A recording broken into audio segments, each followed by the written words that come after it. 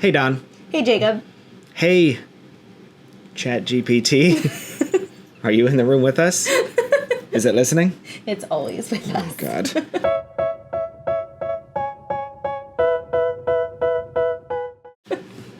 So, in this episode, we kind of went on a discovery of, well, not a discovery of ChatGPT. We know what ChatGPT is. But that brides and grooms are increasingly using ChatGPT to find wedding vendors. Yes. And the crazy thing is that you showed me a video from another podcast where they were talking about this. Yeah. And then the same day, our friend Stephanie texted me and said, hey, I just got 2 inquiries for weddings from ChatGPT. And I was like, ooh, it's happening. It's really real. The end is nigh. Like, this is the end of the world. But we decided, let's go over what that means, how to maybe fix your website and social media presence to enhance that so ChatGPT and other AI search engines find you. Yes. Yeah, because that was my first question is like, well, what criteria, like how? How's that different than SEO and all the other things we've already been doing? Right. Which honestly, it's not as different as I thought. Yeah. It's just the compilation of everything, right? Like SEO is just scanning your website, but then like ChatGPT is looking at everything. Everything everywhere. All at once. It's just a good movie. I haven't seen it yet. You should. So we asked ChatGPT if a bride or a groom was to use ChatGPT to ask for a wedding photographer, what would ChatGPT, like how would ChatGPT decide what to send them? I'm going to put a ChatGPT counter down the bottom of how many times you say it. Okay, so continue. And so the big things that stood out to me was location and style. Those were like the top 2 things. So that's what people are typing in when they're looking for a wedding vendor. And obviously we're talking about photography, so we'll be specific to photography. They're like Orlando and this style. Which means if you don't explicitly state your location or your service area, and if you don't explicitly state your style, it's not going to recommend you. It's just going to go right around you. So I can't write everywhere in my social media bio anymore, is what you're saying. I mean, I have a little pin Orlando and willing to travel worldwide. Does that count? I will say, though, the very first one, though, even going through ChatGPT, it did say personal experience is still number 1. Yeah. So at the end of the day, word of mouth and past clients will always win out over AI. Suck it, AI. Of course, you need AI to get the first client to make them previous clients, but... It's fine. It's fine. Ow. I will say, too, along with the style, it also mentions, like, personality matching. And so, yeah, you had said in the one... You got very close to the Sorry. I'm very thirsty. I thought you were trying to read it. I am getting older. What does that say? That along with style was also personality. And I have a little bit in my bio on my website, like on my About Me page about my personality, but I don't explicitly... I don't know, I always just expect that's part of, like, phase 2. Like, phase 1, they see your work on social media or on your website, and then phase 2 is, like, there's a phone call or an email, and, like, your personality You make it comes sound up like there. the Marvel Cinematic Universe. Well, my phase 1 movie is... You know what I'm saying. I know. But that means a lot of couples are looking for vibes. So how do you make vibes out of website and social media? Social media. I mean, you have to talk about yourself more. Which I'm not great at. Yeah, you got to show your face. Some vendors are high energy. Okay. And I also think that, though, if you type in stuff like beach weddings, it's still going to find beach photos, even if it's not, like, says that in words as well. So you kind of have to have, like we talked about this in another podcast, you kind of have to have everything now. Yeah. If you only shoot in the same church, in the same ballroom every single day, you might need to open up your, if you want more clients. Or different clients. Different clients. Yeah. So yeah, just, the other components to this are what you would always look for anyway. Like, are they reliable, professional? There's going to be reviews. It's checking reviews. It's checking anything that basically has your name attached to it. It is filtering through and seeing if you do treat your clients well. So one thing that was mentioned too was having clear pricing available. Which is it's kind of a divisive thing in the professional photography world of like whether you put your pricing out there or whether you take information and get a quote, or do you put a starting price. And so if you want to be found by ChatGPT and let's say someone says like, I want a wedding photographer in Orlando with this type of experience or this style in this budget. Yep. If you don't have any pricing listed, you can't get recommended as being within that budget. So, you just have to decide if that's... And I've always been team put your price out there. Because then you're not going to get clients you don't want anyway. You're not going to get people that are like, well... Yeah. Right now I have starting prices for everything. But I have like an automated... If they fill out a contact form, there's an automated reply with my pricing sheet that's more detailed. It's just so hard for weddings because it really... I don't know. I still feel like wedding photography needs to be customized, but like I have... ChatGPT says no. I guess not. We want answers now. I know. Maybe that pricing sheet just needs to be on my website. Yeah. I mean, I have like 3 packages, but then I still would do a custom quote if someone didn't want what was in the packages or needed something different. You're always going to customize it anyway, but yeah. To have it on there if you want to be found. Mm-hmm. All right. So, oh, I missed this when we looked at it before. Pro tip. Curate a preferred vendor list. And actually, I do have a suggested vendor list on my website. Yeah, that's a good idea. Especially for, like, all of my bar and bat mitzvah clients. Because we all, like, it's all a lot of the same vendors that do them all together. And so it's always easier on everyone if you have a vendor that knows what you're doing. And especially for bar and bat mitzvahs, it's a more specialized type of event. Yeah. You need to know a little bit. We've had DJs that apparently have never done a bar mitzvah, and you're like... And never, like, played kids' games or, Yeah. that decided to argue with a 12-year-old on how to play musical chairs. It's fine. It's fine. It's fine. But yeah, so I do have a preferred vendor list for DJs, and I have it listed like the type of vendors and then what they specialize in. So like weddings and bar and bat mitzvahs, or just weddings, or And that shows them that you're kind of integrated in the area, like this people, and then that'll lead them to them. And then of course on the other end, if they go through the let's say the DJ first, it could come back to you if everyone's doing that. Yeah. Yeah. So vibes, brands, that's going to be, again, we talked about, but then like your strengths, that's more about, you have to put what your strengths are. I know. That could be anxious clients, working with underrepresented communities, good with communication, because that's what ChatGPT is looking for. It's looking for those basic words, especially if they type that in. Right. They're like, oh, we're anxious. We don't like taking photos, so we're looking for a photographer. It needs to see that somewhere written. Otherwise, it's just going to go whoop right past you. Yep. Dang, I have so much work to do. So we kind of drilled down and asked this a little bit more specifically to see what ChatGPT would say. And we did give ChatGPT my website to specifically assess, so we can get into that. Well, first, I thought later. we did how we asked how we would choose how ChatGPT would choose a wedding photographer. Right. So the location, the style, experience. We didn't talk about this yet. Client reviews and social proof. So just because it's not on your website doesn't mean it's still not part of the whole search. If initially it finds your name. If it like your name comes up in that kind of original thing, and then it starts searching the rest of everything to find your name everywhere else and see if it also matches. Do you have Google reviews turned on for your business? I should.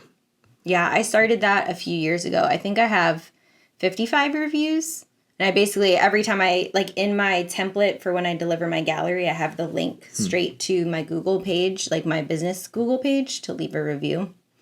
Of course, we have to be like experts on everything, even though we're really not. And somehow I have 2 business listings. Sure. So that's why I have the link so that people all comment on, or like leave their reviews on the same one. So I'm like building it up. I think I have like 3 reviews on the other listing, and I have no idea how to delete it, but you can't. Yeah. But yeah, the Google reviews. It's also going to look things for big networking things like the Knot and Wedding Wire and all those other ones. If you have presence there, doesn't mean you have to. It's just It's just another thing. Mm-hmm. Do you have anything on the Knot or Wedding Wire? No. I've paid for it. I mean, I've paid for it in the past, but I never got the amount of traffic I felt like I deserved with the amount I paid. Mm-hmm. Does that make sense? Yeah. I never paid. I think I have a free listing on each one, which like doesn't really do anything. And I'm pretty convinced that they're just sending you made up inquiries anyway. Like, I mean, I know people who, if you pay enough, you get a lot of legit but you have inquiries, to pay but you have to pay a lot. A lot. Like $400 to $800 to a couple thousand a month. If you're not on the first 2 pages, you might as well not even be on it. Mm-hmm. And I've had them, like, at least once a year, someone from the Knot calls me and be like, oh, we have a lot of brides in your area searching for these dates. Like, you need to put your availability on your site. I'm like, no, I can't do that. I can't have another thing to monitor of, like, what days I'm available. And no offense, but ChatGPT is basically now it's kind of what the Knot is, but you don't have to pay for it, and you just type something in and it's going to spit it out. So yes, like having that helps, but it's lower on the list of, I still think having the Google reviews, having a social media presence, and unfortunately it says engagement and consistency. Well, yeah. Again, we have time now. We can work on these things. This is true. But it's hard to balance when it's just a one-person show. And they also talk about testimonials on your own website. Mm-hmm. Your own personal Google reviews that you created, that you just made up. I normally, the rule is if someone leaves a review on a public site like Google, yes, it is fine for you to copy and paste it and put it on your website. If they just like wrote you an email thanking you about something, you would want to like reply to them and ask for permission to use it. So I do with like my really good Google reviews. I had grand plans of adding to this when I started it on my website, but I think I have like 5 or 6 that kind of scroll on the bottom. You don't need, no one's going to look through all of them. Yeah. Or I should say not add to, but like rotate. Update, Yeah. So that's a good to-do. We should be writing a to-do list of all the things we need to work on. We have it right here. Website. Yeah, so clear pricing and easy contact options. Up-to-date portfolio and social media. Mm-hmm. This is true. Mm-hmm. It does say those type of things appear to be trustworthy, legitimate, and user-friendly. And then, of course, again, specific requests. Mm-hmm. So these are things that it's going to tailor its results on how specific the bride is. Mm-hmm. Which, if you're using ChatGPT, I feel like you're a little trying to be more specific. That's the whole point of ChatGPT. Right, because otherwise you would just go to Google and be like, Orlando wedding photographer. Correct. Okay, so this is going to send me on a little side tangent.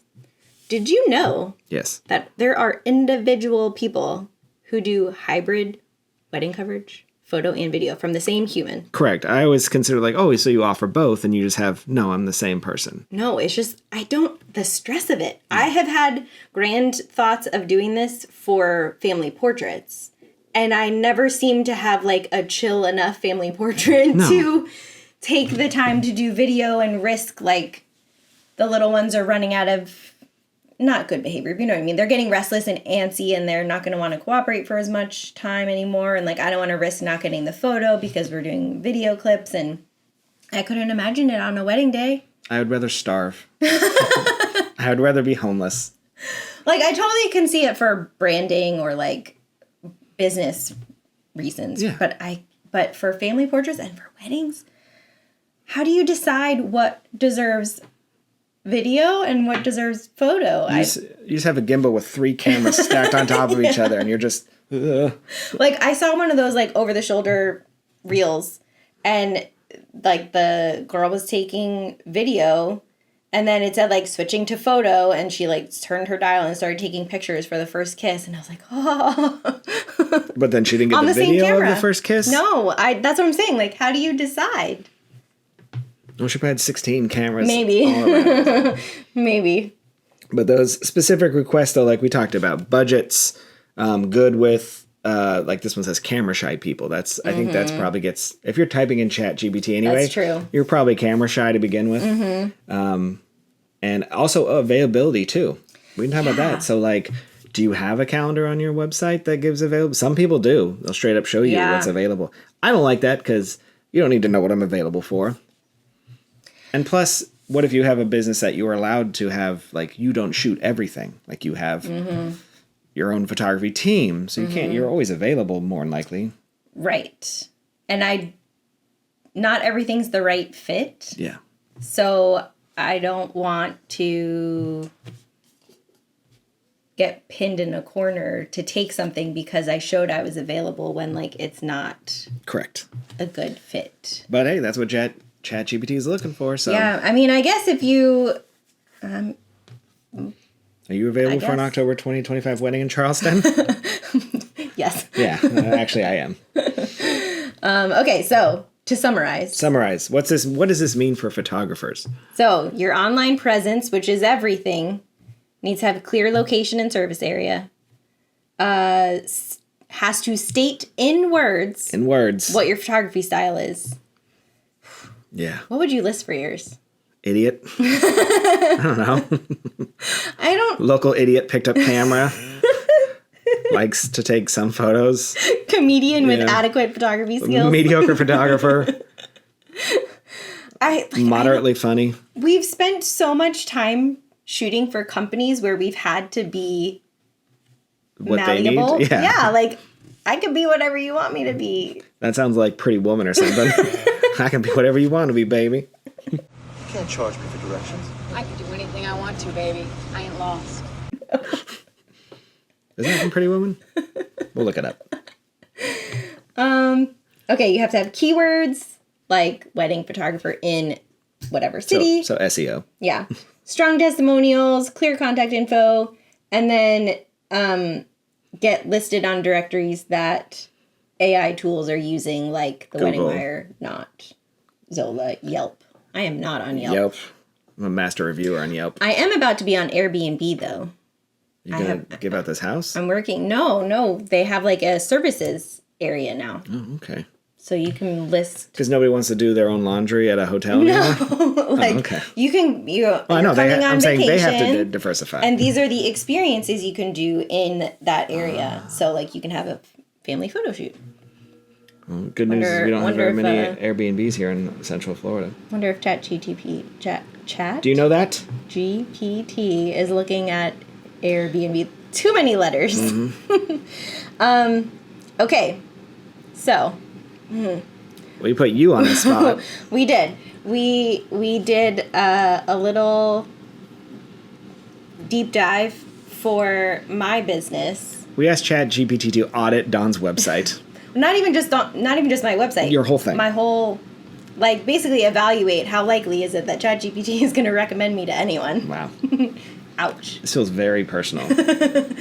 Well, so the first thing ChatGPT did was create bios for my company, like a short version and long version that would have more of the words that ChatGPT is looking for, or types of words that ChatGPT is looking for, and saying to use this on everything, like update this wherever I can update it. So we can show you on the screen. Yeah. We don't need to You can read them. it. But you're a sharp editorial eye. Did you know that? I didn't know that. But I do think that's an accurate, like, capturing the big moments and the in-between. Yeah. Like, that is what we're aiming to do. So specifically, though, just weddings. Throughout your region and beyond. Yes. But Which I do have in my like, on my website, like, available, or, like, based in Central Florida, but available for worldwide travel. Like, I have that written. That's what it is. But I just don't needs know words. if Central Florida, like, does ChatGPT know that's if someone asks for Orlando, that Central Florida is Orlando? I would hope so. I would hope so too. We should probably ask. Yeah. Okay. Then it gave you a long version for your abouts and email and stuff like that. Whether you're planning an intimate backyard ceremony or a big celebration with all your people, I'll be by your side with calm energy and an eye for real moments. So is this going to all be, like, that's the thing, is every single person is going to have this exact about their about page? I don't know. I feel like it's been listening to our podcast because it said, with years of experience photographing real couples, not models. Exclamation point. We just recently talked about that on an episode, the fact that we're photographing... I literally said those exact words, that we're photographing real people and not models. And so, a wedding day can't be picture perfect necessarily. Can we just get to the Matrix where they plug me in and I just sleep for the rest of my life? In your little floating chair? Like in WALL-E? Mm-hmm. No, I want to be asleep. You don't want to know what's happening. Okay, so... little checklist here of must-haves of your website. Yes. And this is according to Dawn's, right? Well, no. This is just, this is just a generic website audit checklist. So, must-haves, city and state listed. We've talked about that already. Style keywords.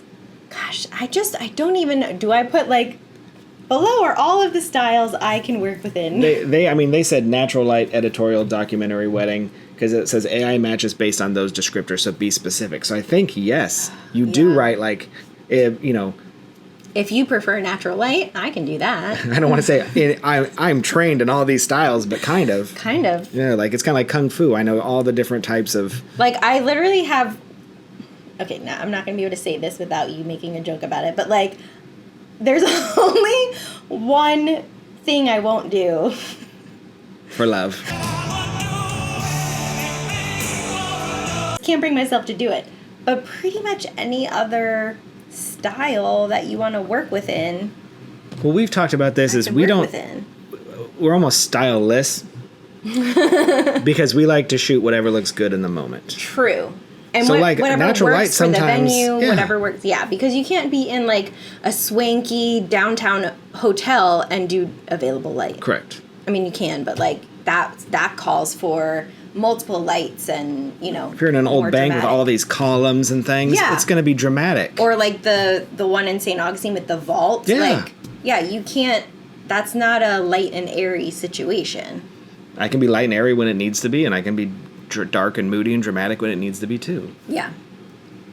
Okay, so listing wedding photographer in multiple places on the website, fast loading mobile design, which I think mine does pretty well. I mean, even your shoot proofs, your Squarespaces, all those places, that's pretty much designed for mobiles now. They get it. Yeah, mine's on Squarespace, so every time I change things, I can see the web view and the mobile view. Clear contact button, I have one on almost every single page. Me too. And then and at the top as well. Yes.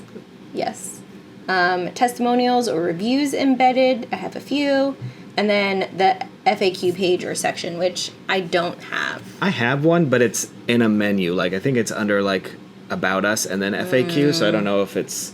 I mean, I'm sure I can find it. Yeah, and I could definitely add it. And these are all things that again, these are on your website. We're not even talking about SEO buried into the website. This is stuff it's just scanning, looking for these words. Text, yeah. So speaking of, we have a little bonus. SEO and AI boosted keywords to use. But use them naturally. And not in a spammy way. But if you don't, you won't get any. But use these exact words. And use a lot of them. As many times as possible. But don't put too many, because then it just spams it and it'll just ignore it. Okay, so we've said this a million times. Wedding photographer in your city and state. Candid and timeless wedding photography. Relaxed wedding day experience. Natural true-to-life editing. Okay, I do feel like these are applying to me. Well, I mean, this is based off your... I know, but I feel like they're accurate, even though I don't currently have that explicitly written. It said Central Florida. We figured it out. Yeah. Inclusive wedding photographer, elopements, and micro weddings. Which I think is going to become more and more of a thing. I think so, too.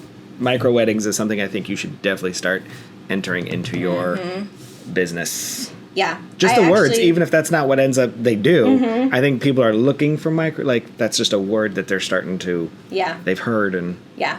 I've had a lot more, like, it's a ceremony and a dinner. Yeah. Or a ceremony and, like, a cake and champagne. And I think they're still elopements, but they're just not calling them elopements anymore. I think it's a word that's an older word. Well, I mean, traditionally an elopement means, like, no one else is there. Correct. But we've been calling elopements for small weddings for a while. Yeah. That's what I'm saying. Is like I think the word is turning. Right. They're appropriately labeled as like it hasn't even necessarily been a small count. It's just like the experience is short. Yep. Just ceremony and then like an hour-long reception of sorts. Okay. So here's where we had to actually look at mine and tell me what was good and bad. We put in mine, but ChatGPT exploded, so we just focused on Don's. We'll just, it's fine. Okay. Here's what you did great. Okay. You did great on your clear niche, which is funny, and location. Because it said your navigation includes Orlando wedding photographer, instantly making your specialty and service area clear, which... Okay. You said you're a wedding photographer in Orlando. That's your name. Even though that's not necessarily what you want, that's what it got out of it. Yeah. You had a strong about page. Your story since 2011. So it talked about you since you started, your personal details, and fun facts with warmth and connection. It's true. I worked hard on that about page. Yeah, that's all right. You do have testimonials on your homepage, so it noticed that, which we talked about. So it showed that social proof is front and center, excellent for trust, and you were mobile friendly. You have book now, free consultation. Those buttons stand out, reducing friction. So look at that. It saw all that crap. Yep. Instantaneously. And said, this is what you want. But here's where you have some opportunities.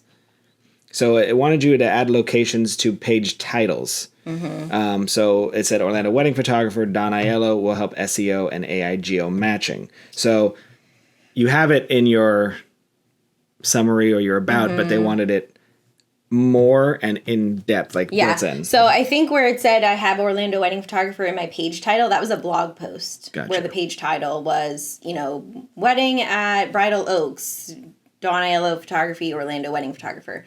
But I'm not lazy, but like this is not a top priority, but I don't ever go back and like change the meta description or add like SEO keywords. And that's basically what it's saying I need to do is to have more pages on my site with Orlando wedding photographer explicitly in the page title and in the meta description. And we kind of talked about this earlier before we started recording, but that's why I think blog posts are important. Still. For this. No one's reading them. The only one reading them are robots. Yes. But those robots, that's all those words. That's what they're there for. I know. It's crazy. It's crazy how many years later it's still important. It tells you your opportunities. Weave in those style keywords, and that literally is for your blog. Like, this was an editorial wedding, and look at this natural light we did and all this stuff. That would all be in your blog, so you don't, They think you should also create a dedicated weddings page. I have one. Well, they don't think you do. I could add an FAQ section in the weddings page. With questions like, how do you handle low light indoor receptions? Like a boss, that's how. We should do a follow-up episode with like your revised website with like your Mine's gonna look like responses to all of this. Mine's gonna look like a web hosted. What was it? GeoCities website from like 1998 with like the dancing baby and the flying toasters. That's what my website's gonna look like when I'm done with it. It's just a big middle finger to all of this. And so much music, so much just like MySpace. You're not gonna like type in anywhere. You're just gonna use Microsoft Word and do word art and like just clip art everywhere. I'll have the little paper clippy. What can I help you with next? Okay, so here's another one that again I don't do a good job of is embedding the image alt tags. Yeah. And captions. It's so tedious and time consuming. And if I actually get my crap together enough to pick out images to make a blog post, the last thing I'm doing is going back and filling in. I mean, I know I need to, but I did that for all my portfolio stuff. I did that, but then every time I add new stuff, I'm like, I don't have time for that. Like, you're just lucky that I was able to upload these and change it. Saying. I know. But when I redid my website, I went through and captioned all of them and put tags on all of them. Yeah, like when I was building my Squarespace site, everything that initially went on the site, I had renamed the files to like Orlando Headshot Photographer, Don Aiello Photography -1 or Orlando Headshot Photographer, you know. But since then, everything I've seen out of Squarespace, AI will build it for you too. Yeah, I haven't even used So just be like, hey, ChatGPT, you and Squarespace talk. I'm going to be over here watching Rock the Block on HGTV. Can ChatGPT talk to Squarespace AI? Because that would be oh, you know they do. Wild. Do they have like happy hours? They did say to include starting prices, which you do have, you said. But I think they want more. They want more. Even ranges help potential clients, which we... Yeah, we were talking about that. It's just so hard. But yeah, I mean, I can put it on, I just burped. A 6-hour package range, 8-hour package range, and then make your blog work harder. Not smarter. Right. Top 5 Orlando wedding venues for outdoor timeless photography. Basically, take our episodes from this podcast and turn them all into blog posts. Can we do that? Top 5 Orlando wedding venues for outdoor timeless photography. That's going to be next week's episode.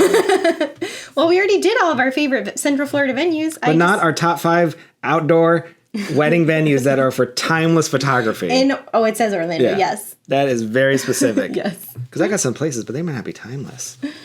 Okay, so then it also went and looked through my social media accounts. Sorry about you. Yep.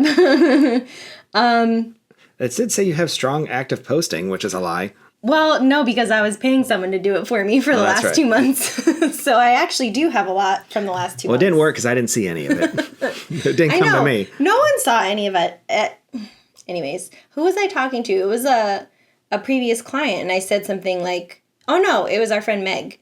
I was telling her, like, Meg. You know, the mini sessions I just did. And she's like, what mini sessions? And I was like, I post about it like 100 times. And she's like, I never saw a single one of those. And I was like, cool. And meanwhile, she's like one of the people that is always liking every post. And it somehow skipped over every reel that had to do with those mini sessions. Thanks, Internet. Yeah.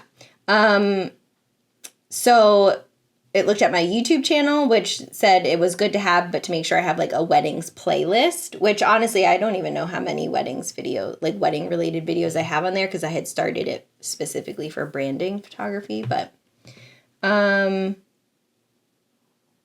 then for my Chamber of Commerce listing and my LinkedIn listing, it just said to like put weddings explicitly in the bio and tagline, which this is very interesting because we tell, like, I serve as president of my chamber, and we tell people all the time, like, your listing on the chamber website is just one more thing that Google is looking at. It's linking back to your website. It's building your online presence. And ChatGPT totally found it. Pulled it up. It's interesting, though, that said, no, don't forget to mention weddings, even though you didn't necessarily...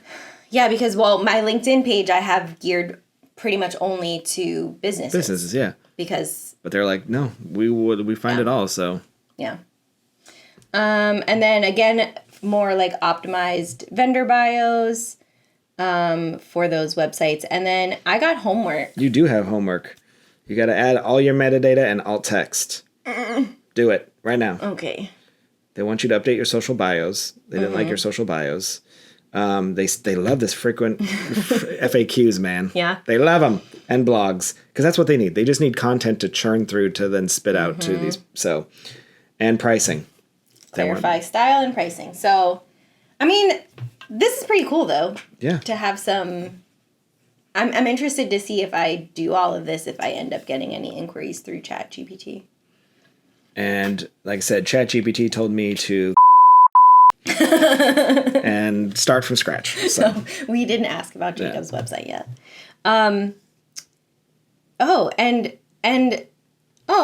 It's offering to draft the metadata snippets for me. Do it right now. FAQs, blog post outlines, or even full-on social captions. Okay. So anyways, I've got stuff to do. We need to roll with this so I can get to work. All right. So what'd you shoot this week? Oh, yeah. What did ChatGPT shoot for you? Yeah.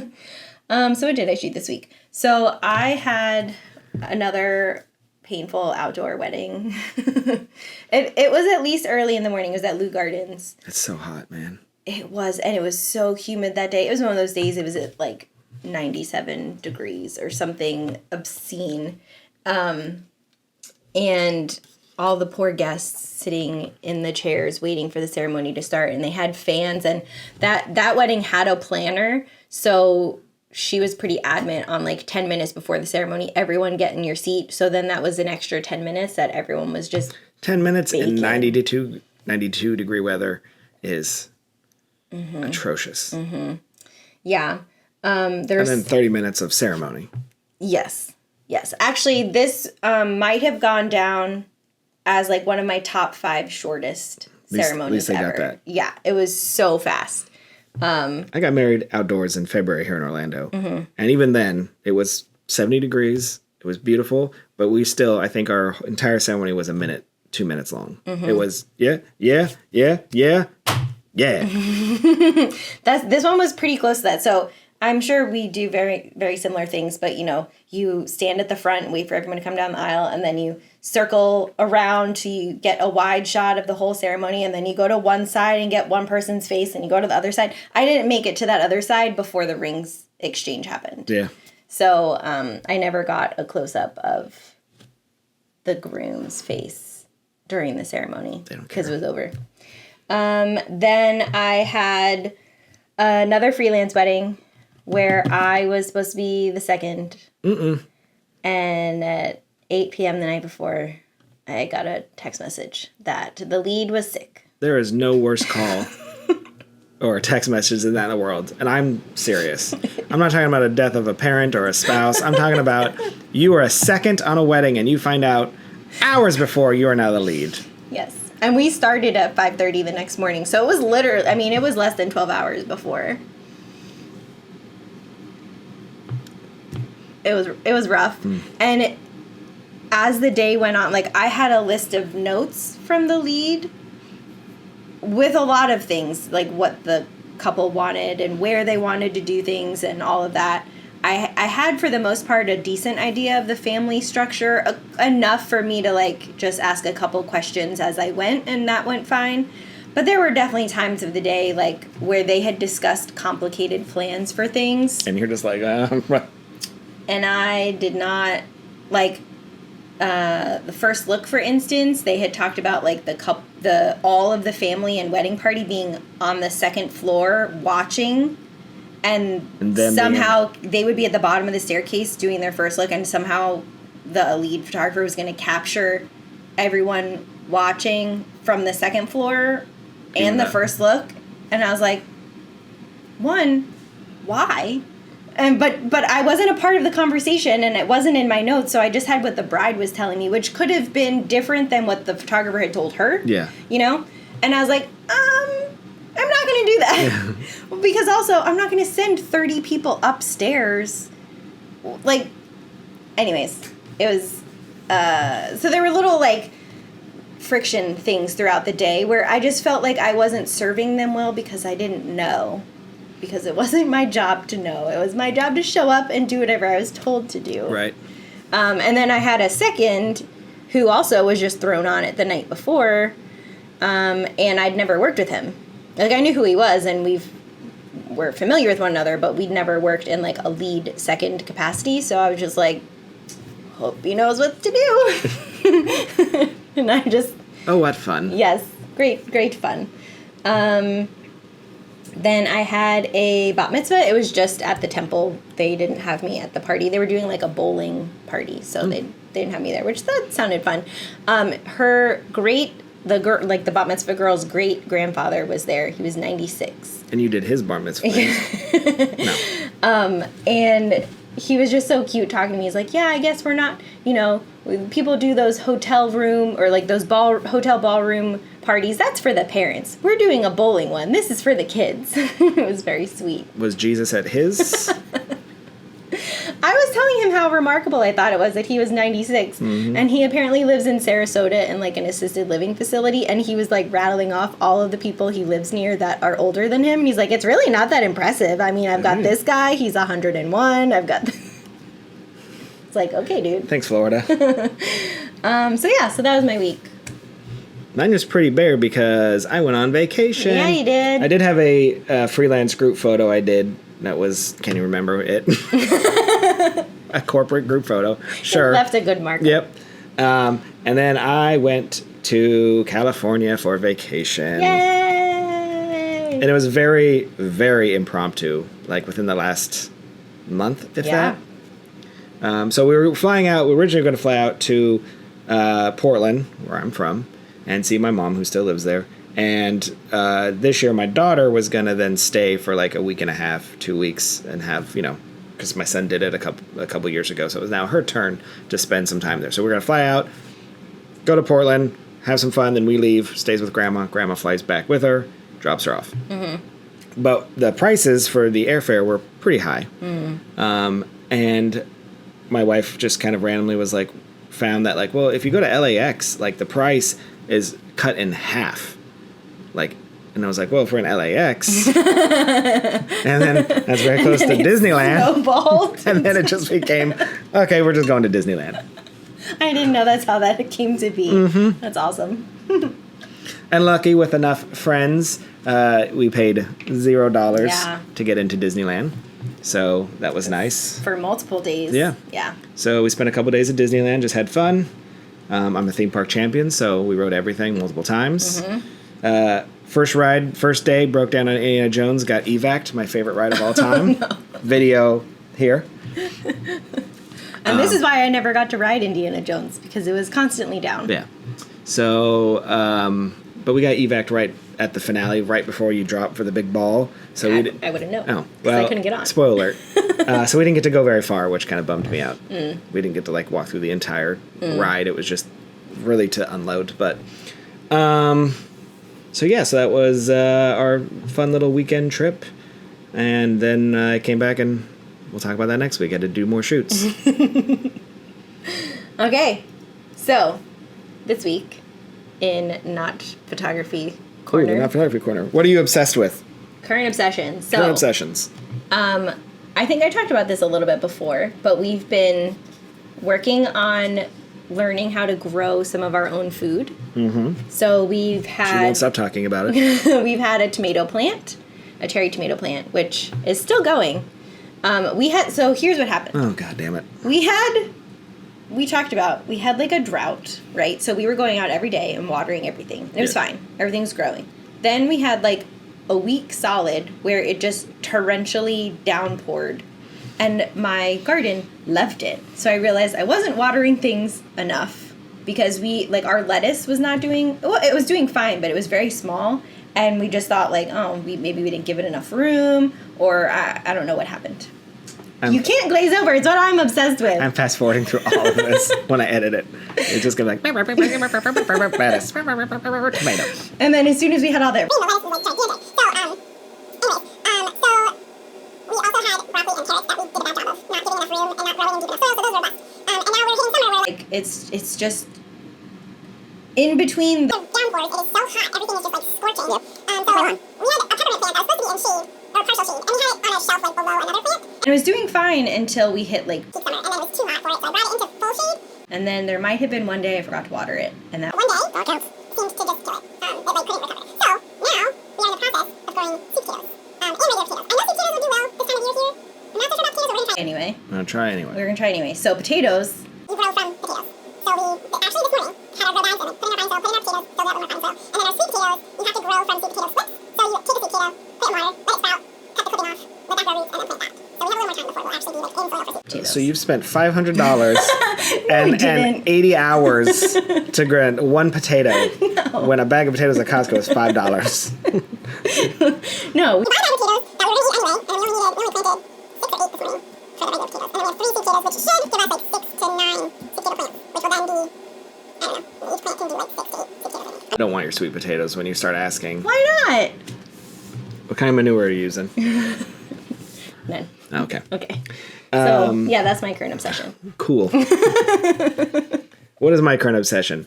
My current obsession was The Sopranos, but you told me I already did this. You did. Oh, okay. We talked about our favorite TV shows of all time. I know. Well, mine was going to be specifically the ending because I just rewatched The Sopranos again. I know, but you specifically talked about the ending when you talked about your favorite TV show. It's better than potatoes. So my actual new obsession, though, is I finally got fiber installed in my house. Not just installed, like they ran the lines down the street, but then about 2-3 weeks ago, they actually was ready to be put in my house. And let me tell you something. Has your life been changed? Changed. Just in terms of upload, like for us, like the download speeds, you know, is there really much change? I'm sure there is, but you can't tell. But upload speeds are bonkers. And let me tell you, we keep getting like people walking up to our house and calling me from Spectrum, trying to get us back. Yeah. Because our neighborhood was wired for quantum fiber, so that's what we have. And they'll go on their whole little speech, and I'm like, no, sorry, I have fiber internet now. They're like, oh, but we can do 1 gig and blah, blah, blah. And I was like, I need the upload speeds. And then they just like deflate, and they're like, oh, okay, well, thank you. And then they leave. Like, it's the instant. We had to cancel Spectrum, and they, same thing, they would just not let us cancel. They kept saying, well, we can match the speeds, and we're getting fiber, we're getting fiber later. And I was like, do you have it now? No. And then they kept saying that, and I was like, what about your upload speeds? Well, I mean, then I was like, I'm not interested. I'm a photographer. I'm uploading thousands of images up to different servers and different platforms. Yeah, between this podcast and then, honestly, when we got fiber, that was the first time I was ever able to outsource my editing. Yeah. Because before that, it seemed so daunting to upload, 700 to 1,500 raw files. That would take 10 hours. Minimum. Sometimes it would take that long for JPEGs to upload. Yeah. I used to upload weddings overnight. Like, I literally would go to bed, I would upload it, and it would sometimes be finishing when I woke up. And now, 26 minutes. The last podcast took 14 minutes to upload. Yep. And those are 30-something gigabyte files? Yeah. Wild. It's awesome. Very, very obsessed. Welcome to... So, yeah, if you can get fiber internet, and of course, it's cheaper than because they're running all kinds of deals. They gave us a $350 gift card. Oh, my goodness. AT&T did. We didn't do anything. All right. They waived all the installation fees. They did, though, cut our sprinkler lines for half our house. So I'm dealing with that now because I started noticing our grass is dying because in Florida, you can't run your sprinklers during the day. It'd be a waste of everything. Right. So I run them at night, overnight. So you don't always realize that maybe they weren't running. And so literally you can see where they cut through our lawn to plant it. And this side of the sprinklers work and this side doesn't. Man. The good news is when I called AT&T, they literally was like, oh yeah, this is... So this is just a known problem, but they let it keep happening and they'll just cover it? Yeah, he was like, basically they'll just let, because they subcontract out the actual... So they're like, well, we have a form, I'll fill it out, and then that. Now I'm dealing with a subcontractor who's going to come fix it. And sounds like they're going to resod the dead areas too. Wow. Or at least reimburse us for doing it ourselves. Because there's a couple patches right in the front that are dead. And I live in an HOA, and the HOA has already said...